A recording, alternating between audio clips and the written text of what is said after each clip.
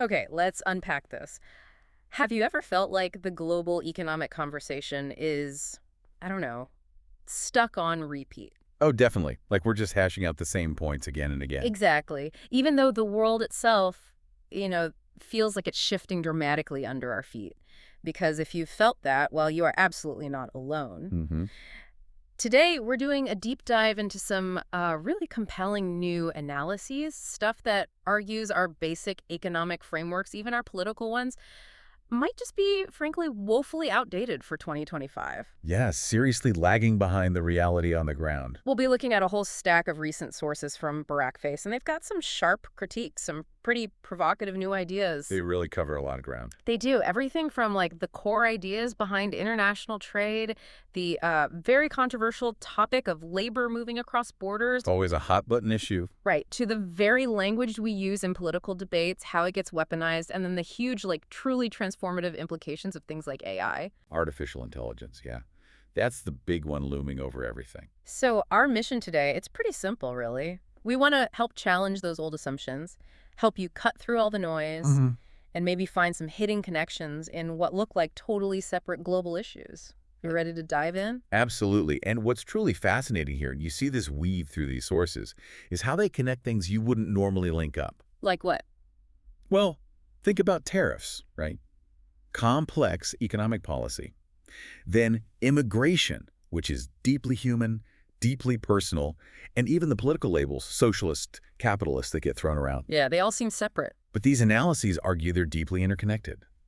And they all point towards this really urgent need for a fundamental rethink of our economic model. A fundamental rethink. Wow. Yeah, it makes you ask that important question, doesn't it? Are we maybe ignoring some crucial signals right in front of us? Signals basically screaming at us to reconsider everything. That's a powerful thought. Are we missing the obvious? Perhaps. So our goal in this deep dive isn't just to tell you what's happening in these complicated areas. We want to help you understand why it matters. Why it matters to you. Exactly. Why it matters for you personally, for your community, for the whole world, really. And maybe most importantly, explore what bold new ideas are actually bubbling up to tackle today's, unique challenges. Okay, fantastic. Let's kick things off then. Let's talk about something that's been absolutely dominating the headlines in mid-2025. Tariffs. Can't avoid it. No kidding. If you've turned on the news at all, you've heard American economists basically in a constant uproar about them. It's a very vocal debate, yes. And their refrain, it's almost like a mantra, isn't it? Free trade is good, tariffs are bad. Always invoking David Ricardo, his theory of comparative advantage. Holding it up like it's the final word. Right.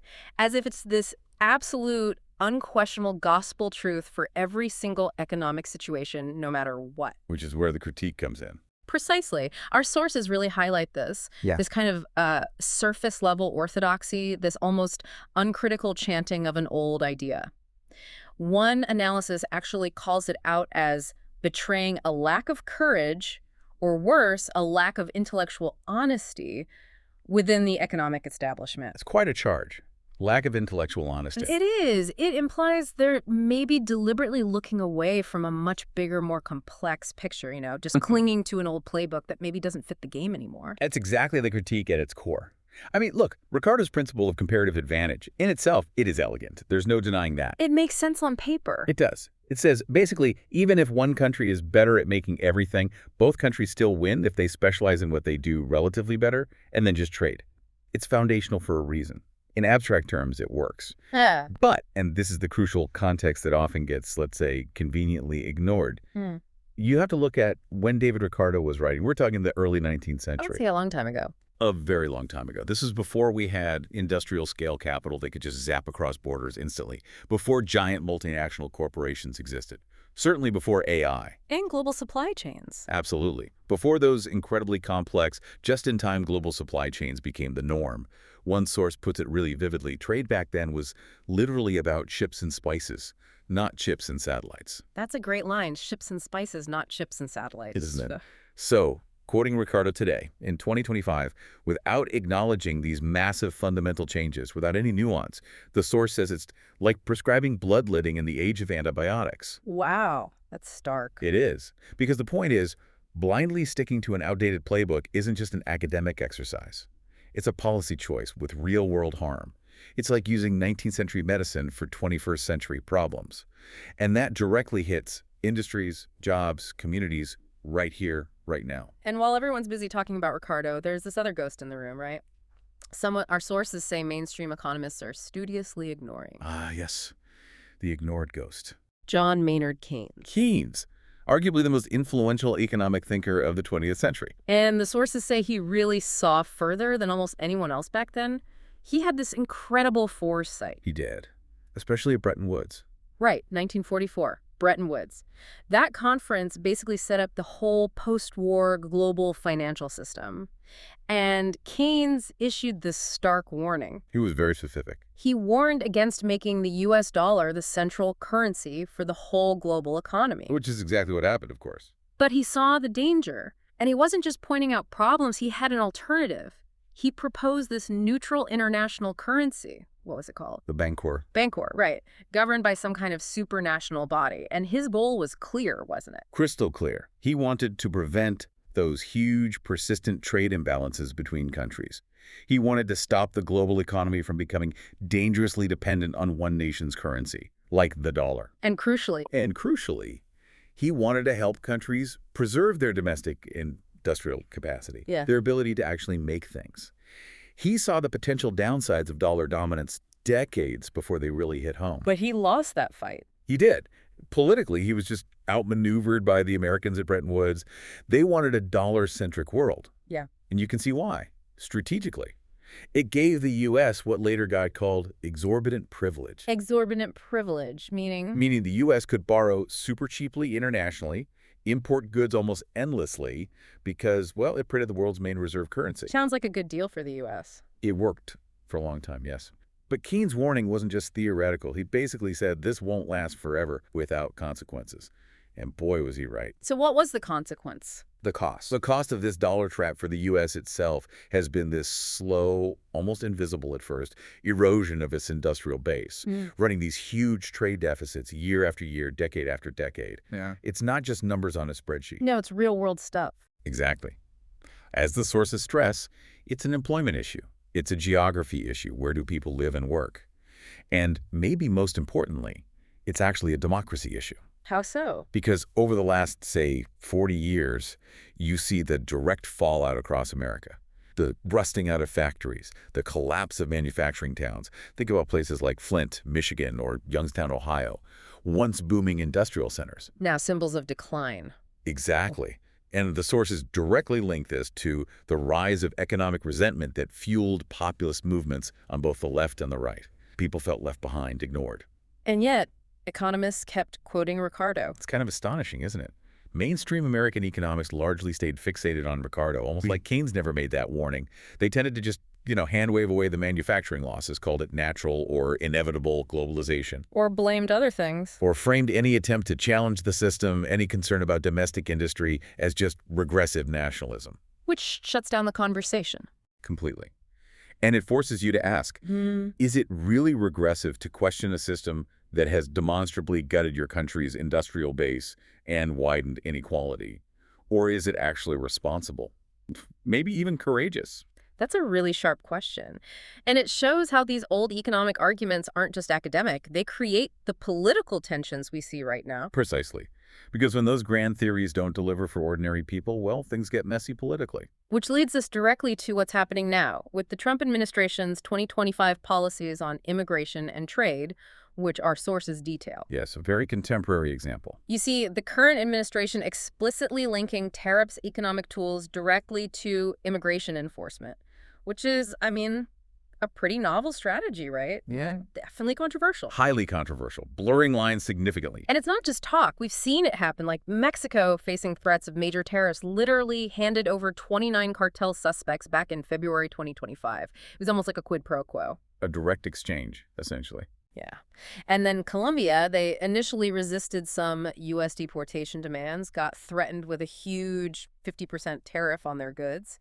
And eventually, they reached a diplomatic deal that included more cooperation. So the tariff threat is being used as leverage for non-trade goals. Exactly. It reveals this pattern where tariff threats are becoming a geopolitical tool, blurring those lines between economic policy and foreign policy like never before. And the rest of the world is definitely noticing. The global backlash has been pretty significant, hasn't it? Oh, yeah. The EU, for example, they're projecting a measurable hit to their GDP, like 0.3% over 2 years just from these tariffs. And they see it as undermining America's credibility, making the U.S. seem unstable. Well, less predictable as a partner. Right. China. They've slammed the tariffs as self-defeating bullying and have taken it to the World Trade Organization, filing formal complaints. Challenging the legality under international rules. Yep. And even Canada, our close neighbor and ally, they've hit back with their own 25% tariffs on vehicles that don't comply with the USMCA trade deal. That directly impacts the auto sector. And it's not just the big players. No, even African nations like Côte d'Ivoire, Lesotho, they're worried these tariffs will disrupt the trade they rely on, making poverty worse, maybe pushing them further towards China for trade and aid. So the ripples spread far and wide. Absolutely. And domestically. Here in the U.S., the picture is really complex, kind of fractured.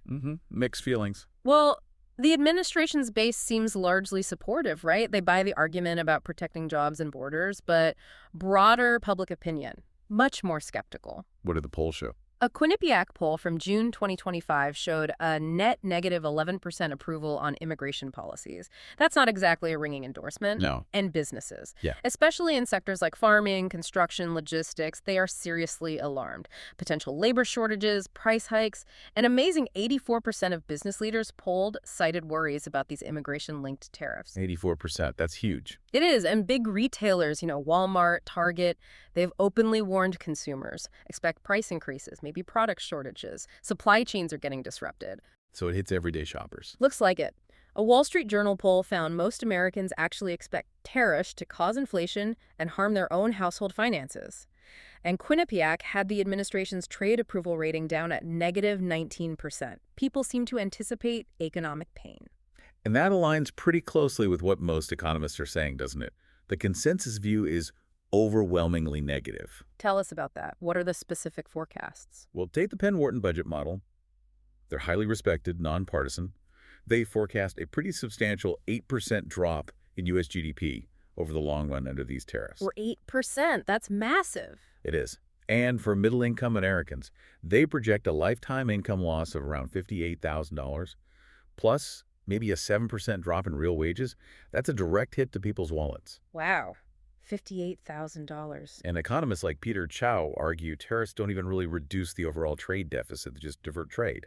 So instead of buying from China, maybe companies buy from Vietnam or Mexico, the goods still come in, just maybe costing more. So it doesn't achieve the stated goal, potentially. Potentially not. The Center for Economic Policy Research even drew parallels to the Smoot-Hawley tariffs back in the 1930s. Which everyone agrees made the Great Depression worse. Exactly. It raises flags about repeating historical mistakes. Applying 1930s logic to 2025 problems seems risky. What about inflation specifically? J.P. Morgan's Michael Ferroli expects maybe a 0.2 to 0.3% bump in PCE inflation. Yeah. That's the measure the Fed watches closely. So yeah, you'd likely see slightly higher prices for everyday stuff. And the jobs argument. Tariffs saving jobs. That's where it gets really stark. Yeah. Economists point to studies showing something like an 80-to-1 ratio for steel tariffs. For every one job gained in steel production, Yeah. 80 jobs are lost in industries that use steel, like cars, construction, appliances, manufacturing. 80-to-1. That's Yeah. incredibly unbalanced. It highlights the downstream costs. Mm. And then there's this idea gaining traction internationally, the WTO -1. Meaning the World Trade Organization without Right. the U.S. It's essentially, yeah, a global trade system that kind of works around the U.S. because of its perceived disregard for WTO rules. Countries like Singapore, super reliant on trade, they're getting nervous, they're already making deals, like with Mercosur, hedging their bets in case the U.S. pulls back further. So the U.S. risks isolating itself. That's the concern. If the U.S. steps back, other blocs, the EU, ASEAN and Southeast Asia, China's RCEP trade group, they're poised to fill that vacuum. It could really reshape global trade and alliances for decades. So, okay, what does all this actually mean for us? For for the everyday people kind of caught in the middle of these huge economic theories and political power plays. Well, it really underscores that these aren't just abstract debates, are they? No, definitely not. They directly impact our jobs, the prices we pay, the stability of entire industries in our communities. It's very real. And speaking of real impacts in economic ideas, our sources point out this huge contradiction, like a gaping hole right in the middle of the whole free trade argument, one that affects people very directly. Ah, the labor question. Exactly. This brings us to our next big point, drawing from that free trade must include free labor perspective in our sources. The paradox they highlight is just stark. You look around, goods and capital, they flow across borders pretty easily these days, right? Money zips around the globe. Companies set up factories wherever. Relatively freely, yes. Yeah. The argument is always for open markets for capital, open borders for goods. But then, the moment you talk about the movement of people, the actual labor that makes all that stuff, that powers those industries. Suddenly the walls go up. Exactly. Yeah. Walls go up. Immigration rules get tighter. You hear all this political resistance, sometimes outright xenophobia. It's a total contradiction to the free trade doctrine they preach for everything else. A fundamental inconsistency. Which leads to the kicker question, and this is where it gets really interesting.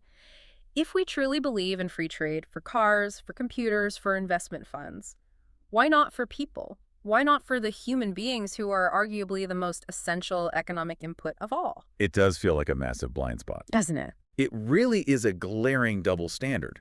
And the sources argue it's not just inconsistent ethically, it's also economically irrational. How so irrational? Well, they use this analogy. It's almost absurd, but it makes the point perfectly. Imagine telling Ford or Toyota, hey, why don't you just sell your cars only in your own country? That sounds ridiculous. The whole point is global market. Exactly. The whole basis of trade theory, Ricardo included, is comparative advantage. Countries specialize, they trade, everyone supposedly benefits globally. Yeah. Yet when a worker from, say, Guatemala wants to come to the U.S. to pick fruit, often for wages much lower than Americans want, but way higher than they can earn at home, the immediate politically loaded reaction is often, well, why don't you just work in your own country? Yeah, you hear that all the time. But that question itself is fundamentally flawed. It totally ignores, first, the huge wage gaps between countries. Earning $2 a day versus maybe $20 an hour, that's life-changing. Second, it ignores the lack of jobs and investment capital in many poorer countries. The opportunities just aren't there. And third, it conveniently forgets the very real, often desperate need for that labor in the richer host countries. Like in farming, construction, elder care. Precisely. Sectors that often struggle to find enough domestic workers. So the core argument is simple. If you accept free trade logic for goods and capital, logically, you have to extend it to labor too. It's about consistency. It's about economic sense.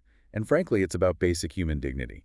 So if you follow that logic, then these guest worker programs, they aren't just charity, right, or some kind of reluctant compromise. Not at all. The sources argue forcefully they should be seen as essential trade mechanisms, tools that help make the global economy work better, more efficiently, and more equitably for everyone. How do they function as trade mechanisms? Think about global demographics.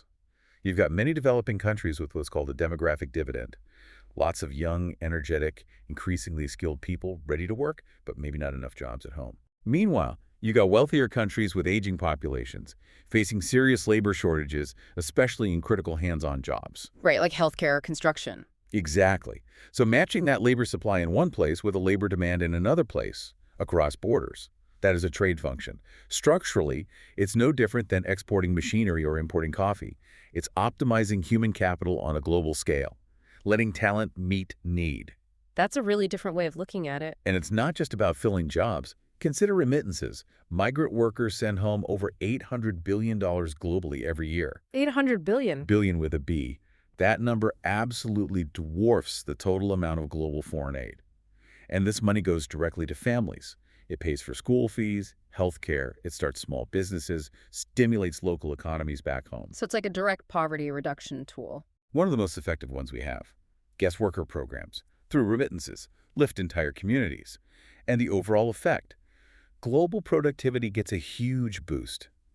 Studies suggest that even just moderate easing of labor mobility restrictions, not wide open borders, just making it easier to move legally for work, could increase global GDP by tens of trillions of dollars a year. Tens of trillions. That's astounding potential just being left on the table. Immense potential. Left untapped because we apply one set of rules to capital and goods and a totally different, much more restrictive set of rules to people. Okay, but what about the concerns you always hear? Like, won't migrants take jobs away from native-born workers? That's the classic fear, but the data generally doesn't back it up. Study after study shows migrant labor tends to fill jobs that local workers either don't want or aren't available for their leaders. Think tough jobs in agriculture, construction, cleaning, care work. So they complement rather than replace. Exactly. They tend to complement domestic labor. Often, they even help create jobs by boosting overall economic activity. What about wages? Don't they drive down wages for low-skilled workers? There can be some effect, but it's usually minimal and concentrated in very specific low-wage sectors. And critically, this potential impact can be managed effectively with good policies. Like what? Like having a strong minimum wage that applies to everyone. Robust labor protections ensuring no worker, migrant or native, is exploited. That levels the playing field and protects everyone's ability to earn a decent living. Okay. And the issue of people overstaying visas or illegal immigration. Well, the sources argue that well-designed legal guest worker programs are actually the best way to reduce undocumented migration. If people have clear, safe legal pathways to work and move, they are far less likely to resort to dangerous, irregular routes. It brings the process out of the shadows, offers dignity, and leads to more orderly, manageable migration flows. So we're not just talking about tweaking the current system. This sounds like a whole new way of thinking about global labor. It really is. The sources sketch out a blueprint for what they call a global labor architecture, a fundamentally different approach. What would that involve? Several key things. First, multilateral labor agreements. Think global frameworks, kind of like the WTO for goods, but setting fair rules for labor flows, ensuring worker rights are protected internationally. Okay, global standards. Second, bilateral mobility corridors. These would be specific agreements between pairs of countries targeting particular sectors, like an agreement between the Philippines and Germany for nurses, or between Mexico and Canada for agricultural workers, with clear rules and pathways. Tailored programs. Exactly. Third, skills-based portability, making it easier for workers to have their qualifications and credentials recognized across borders. So a qualified engineer from India doesn't have to start all over again if they move to the UK. That makes sense. Avoids wasting talent. Precisely. And finally, maybe most crucially, human rights protections that are universal. Labor rights shouldn't stop at the border or depend on your visa type. They need to travel with the worker, ensuring everyone is treated fairly and safely wherever they work. It all comes back to that core question, doesn't it? It really does, that almost rhetorical question. Why do we allow cars and capital to cross borders freely, but not people? If we're serious about free trade and global efficiency, excluding labor makes no sense economically or ethically. So the conclusion is? The sources conclude that guest worker programs shouldn't be seen as exceptions or temporary fixes or charity. They are a necessary and permanent feature of a truly global economy. They're the missing piece, the way to finally make free trade principles consistent and apply them to human beings, creating a potentially more prosperous and humane world for everyone. That's a really compelling case for consistency. But, these discussions about economics, about immigration, they so often get bogged down, almost derailed by something else entirely. You mean the political labeling? Exactly. The language itself becomes a weapon. Our sources really dig into that aspect, too. Yeah, the way terms get thrown around. It's incredible. In American politics today, words like Marxist, communist, socialist, our sources say they're tossed around like grenades. That's a good description. Explosive. Right. They're not used to actually describe an idea or a policy anymore. They're used to destroy debate, to shut down the conversation before it even starts, to basically brand anything the speaker disagrees with as completely unacceptable. You see it constantly. All the time. You propose expanding healthcare or raising the minimum wage or, heck, even just regulating billionaires a bit more. And immediately, the response isn't a counter-argument. It's just shouting, Marxist or socialist. It's rhetorical inflation designed to stop thought. Exactly. And it's not just tiring, it's deeply misleading for everyone trying to understand the issues. But the sources push back hard on this. They argue most of these ideas aren't radical at all. In fact, they're squarely democratic.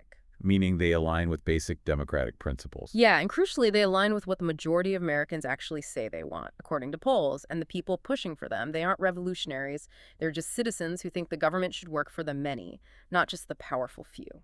Which leads to this idea of the real divide in American politics. Tell us about that. What do the sources say is the real fight? They argue it's not really capitalism versus socialism anymore, or even left versus right in the old way.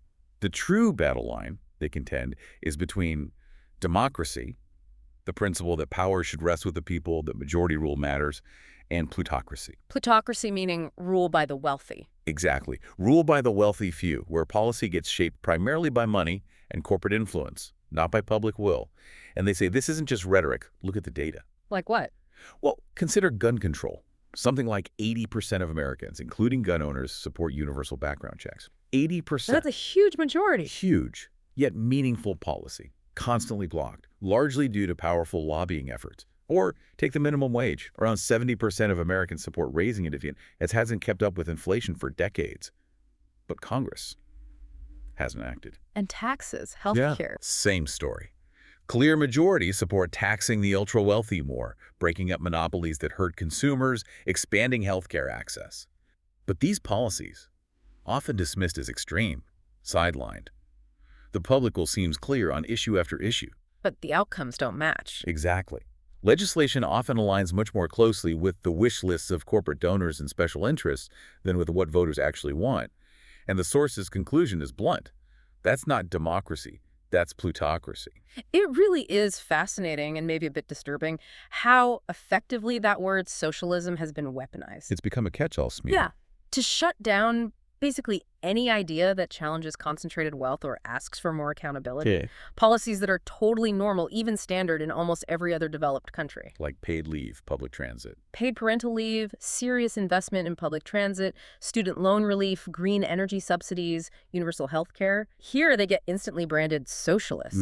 Automatic dismissal. But here's the historical irony our sources love to point out. A lot of what gets called Marxism or socialism today by, say, Republicans. These were once bipartisan goals. Some were even championed by conservative icons. Like who? Richard Nixon. A Republican president, he actually proposed a form of universal basic income. And he established the EPA, the Environmental Protection Agency, both things that would probably get slammed as socialist today. That's hard to imagine now. Isn't it? Or Dwight Eisenhower, another Republican president, war hero. Back in the 50s, he defended keeping the top marginal tax rate over 90%. He thought it was necessary to fund the country and maintain a strong middle class. 90%. Wow. Can you imagine proposing that today? You'd be laughed out of the room, or worse, called a radical socialist. It just shows it's not that the policies themselves are inherently extreme. It's that the whole conversation, the whole economic and political center has just drifted so far to the right over the last few decades. Which then leads to this challenge, this question about what radical even means anymore. Yeah, the sources flip the script, right? Yeah, they do. They ask these really pointed, almost uncomfortable questions like, is it really radical to want a sick kid to get medical care, regardless of their parents' bank account? Seems pretty basic human decency. Or is it radical to want billionaires to pay a fairer share of taxes, especially when CEO pay is hundreds of times higher than the average workers, or for someone working full-time to actually earn a wage they can live on with dignity? Posed that way, it sounds like common sense, not radicalism. Exactly. And then they turn it around and ask, okay, what about the other side? Is it maybe more radical to actively try to gut voting rights, making it harder for citizens to even participate? Is it more radical to deny the overwhelming science on climate change, risking, well, everything? To ban books from school libraries? To aggressively fight unions and suppress wages? To dismantle public education? All, arguably, to protect existing structures of wealth and power. That reframes the whole debate, doesn't it? It shifts it away from these loaded labels towards actual priorities and values. It cuts through the noise, which is why the sources suggest this new framework. Stop talking socialism versus capitalism. Start talking Democrats versus plutocrats. Democrats versus plutocrats. So basically, are you for the people or are you for the powerful? That's the core question it forces. It's not about some abstract ideology. It's about concrete choices. Whose side are you on? Do you want to expand voting rights or restrict them? Support unions or help bust them? Fund public schools or private interests? Protect Social Security or privatize it? Clear choices. Very clear choices. Now, the sources are careful to add some nuance here. They acknowledge that plutocrats, people driven by protecting wealth and power, have allies in both political parties. It's not perfectly clean. Okay, that's important. But they argue, if you look at the Democratic base, where the energy is, the vision, the future leaders, it overwhelmingly aligns with working people, with racial justice, labor rights, climate action, democracy itself. So the framing aims to reclaim the language and force a more honest debate about what kind of country people actually want. And we can actually see this kind of dynamic, this tension, playing out in real time with specific legislation, can't we? Like that Dignity Act. Ah, yes, the Dignity Act of 2025, H.R. 4393. That's a perfect example. Introduced in July 2025 by Representatives Maria Elvira Salazar, a Republican from Florida, and Veronica Escobar, a Democrat from Texas. Bipartisan. Exactly. It's one of those serious bipartisan efforts we've seen in years to tackle comprehensive immigration reform, an issue that's been just poisonously divisive for so long. It really tries to bridge that gap, balance different concerns. It's kind of the democracy side, trying to find a workable solution. Okay, let's break it down. What's actually in the Dignity Act? What does it propose? It's pretty comprehensive. On the border security side, it mandates nationwide e-verify that system employers use to check work eligibility. It funds border infrastructure modernization, and it increases penalties for things like illegal crossing and smuggling. So enforcement measures. Yes, addressing Republican concerns. But then there's the core piece, the Dignity Program. This would offer a 7-year renewable legal status, not citizenship initially, to undocumented immigrants who came before the end of 2020. What are the requirements? They'd need a clean record, pass background checks, pay a hefty fine $7,000 over 7 years, and show they're working, paying taxes, and learning English. It grants work and travel permits, but again, no direct path to a green card or citizenship through this program itself. Okay. What about Dreamers, DACA recipients? For them, it's different. The bill does provide a clear, permanent path to legal residency, acknowledging their unique situation. Interesting. Anything else significant? Yes, 2 other things. It creates an American Worker Fund, paid for by those fines from the Dignity Program participants. The idea is to use that money to retrain or upskill American workers who might be affected by immigration or automation, trying to address the economic anxiety piece. Addressing the "they took our jobs" concern directly. Right. And finally, it aims to reform the asylum and immigration processing systems, setting up processing campuses near the border, speeding up asylum decisions to 60 days, reducing visa backlogs, trying to make the legal system actually work better. It sounds ambitious and like a genuine attempt at compromise. So what's the political reality? Can it actually pass? Ah, well, that's where you see the democracy versus plutocracy dynamic, or at least a deep polarization, really clearly. On paper, it looks promising in some ways. It has 20 bipartisan co-sponsors, split evenly R&D. It's endorsed by the Problem Solvers Caucus, a group dedicated to finding common ground. That sounds good. It does, but it's still very early days legislatively. It's been referred to committees, no hearings scheduled yet as of late July 25, and it faces huge hurdles. Like what? Significant resistance from within the Republican Party, especially the Freedom Caucus wing. They criticize it as amnesty, say it doesn't go nearly far enough on enforcement. Their stance often prioritizes a hard line over any kind of compromise. So intra-party fighting on the right. Big time. And then you have the general political climate. It's super polarized. Plus, with the 2026 midterm starting to loom, politicians get nervous about taking tough votes on immigration. They worry about primary challenges from the extremes of their parties. Always the election cycle impact. Always. But there are reasons for some optimism. The fact that the main program doesn't offer a direct path to citizenship might make it slightly more acceptable to some conservatives. And it does have wide support outside Congress, from immigrant groups to business leaders desperate for workers. So the outlook. The sources basically say it's hopeful, but far from certain. A real test of whether compromise is still possible on such a charged issue, whether democracy can actually function against entrenched interests and polarization. It definitely feels like reframing the political chat, rethinking trade rules. It's a big shift.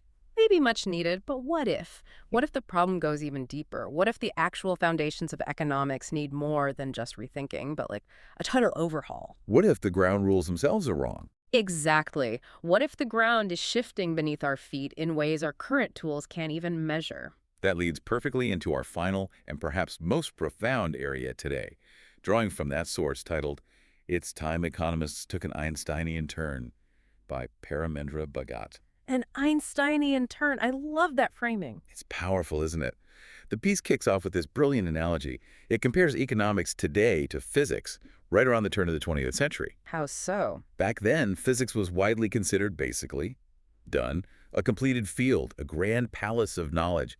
Seriously, top scientists thought all that was left was just, refining things, measuring constants more precisely, adding a few decimal points, just tidying up. They thought they had it all figured out. Pretty much.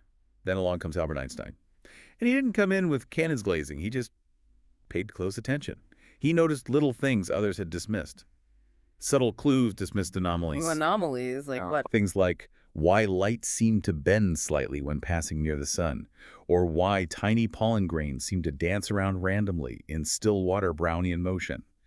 Things that didn't quite fit the neat classical physics models. Stuff others ignored or explained away. Exactly. And from carefully observing these seemingly small glitches, Einstein completely upended the foundations of physics. He rewrote the basic laws governing space, time, gravity. Wow. All from noticing the little things. Right. And the lesson Pagat draws for economists, and really for all of us, is huge. The absolute importance of not ignoring the signs, especially the inconvenient ones, the anomalies that suggest maybe our whole framework is flawed. Don't just dismiss the data that doesn't fit the model. Precisely. And how does this apply to economics today? Well, the source argues the field seems kind of stuck, coasting, maybe ignoring its own anomalies. It claims economists often fiddle with models that fail to predict crashes. Like the 2008 financial crisis. Very few saw that coming using standard models. Right. Ignore persistent inequality. Which keeps growing, despite overall economic growth in many places. And respond to planetary-scale technological shifts with tweaks instead of transformations. Basically, rearranging deck chairs on the Titanic. That's the provocative suggestion. And the source points to a really critical anomaly that mainstream economics largely missed or downplayed for decades: the collapse of manufacturing across America. Which we talked about earlier. Exactly. The source notes, whether you like him or not, Donald Trump got undeniably right. Manufacturing across America has collapsed.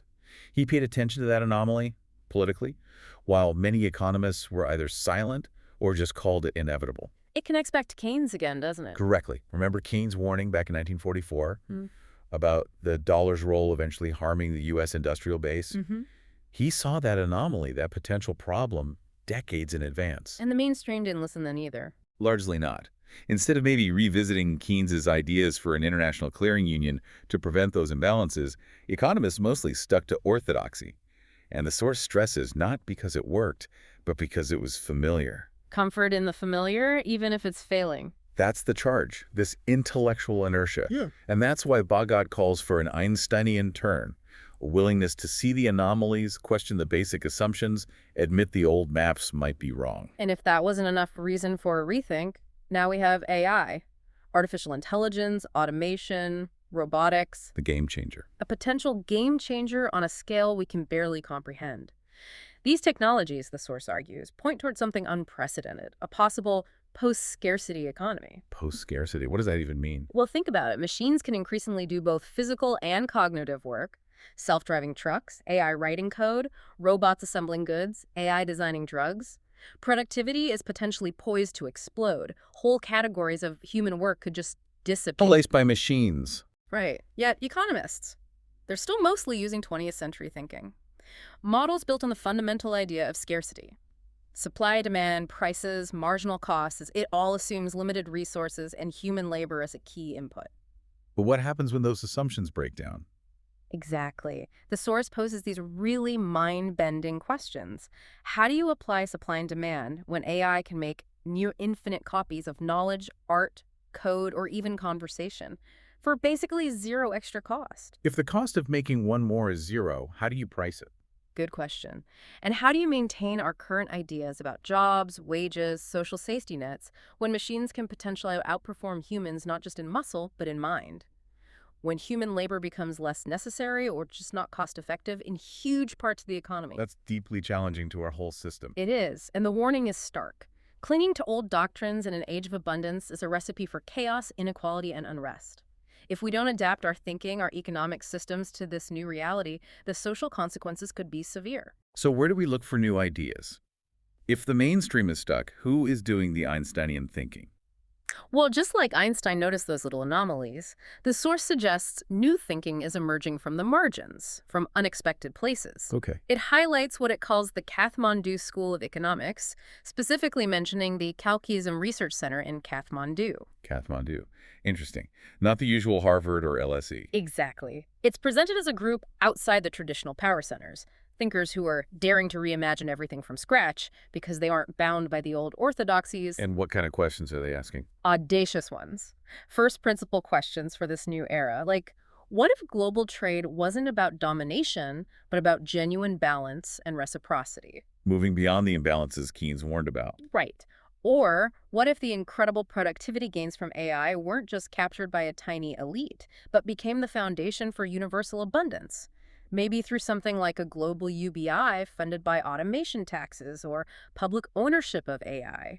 Radically different models of distribution. Totally. And what if we design an economy where success wasn't just GDP growth and profit, but measured things like human dignity and fulfillment, environmental health, social connection, prioritizing well-being over just more stuff? Shifting the fundamental goals of the system. Exactly. So their role, as the source sees it, isn't just criticizing the old ways. They're trying to offer actual blueprints for a post-capitalist, post-scarcity future that doesn't descend into dystopia, trying to draw that new map for a world that looks radically different. Trying to navigate the potentially massive disruption ahead. And the need for this kind of bold thinking, this Einsteinian turn, is urgent, as the source wraps up powerfully. The world is changing, not slowly, but exponentially. Our economic realities are not lagging, they're transforming in real time, and the models we use to understand them are woefully obsolete. A pretty damning assessment. It is. It's a call maybe past time for economists, and really all of us, to stop just tweaking the edges of the old models. Stop just optimizing spreadsheets based on faulty assumptions, and start noticing the anomalies, asking those fundamental questions about how our economy should work, how it could work, to actually serve humanity in this incredibly disruptive new age, instead of just clinging to the familiar past. Wow, that's a lot to think about. It really is. So as we kind of bring this deep dive to a close, it feels like we've connected some really big dots, right? Definitely. From Ricardo and Keynes To the movement of labor, that missing piece of free trade. to the language games in politics, democracy versus plutocracy. And landing on this need for a fundamental Einsteinian shift in economics because of AI and potential post-scarcity, Yeah. they all seem linked. They are. They all point to this core tension, this struggle between hanging on to outdated ideas and frameworks and the undeniable urgent need for completely new thinking as the world just transforms around us.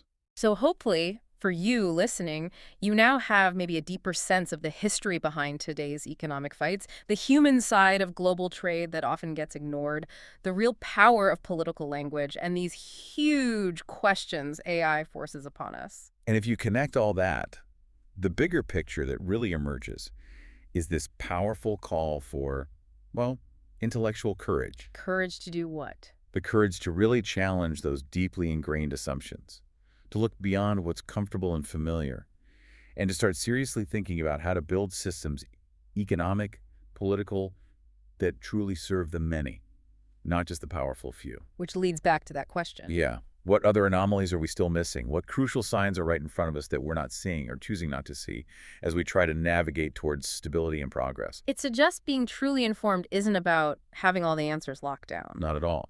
It's about knowing which questions are the important ones to ask now, and being willing to recognize when the world throws data at you that just doesn't fit your comfortable story, demands you look deeper. Yeah.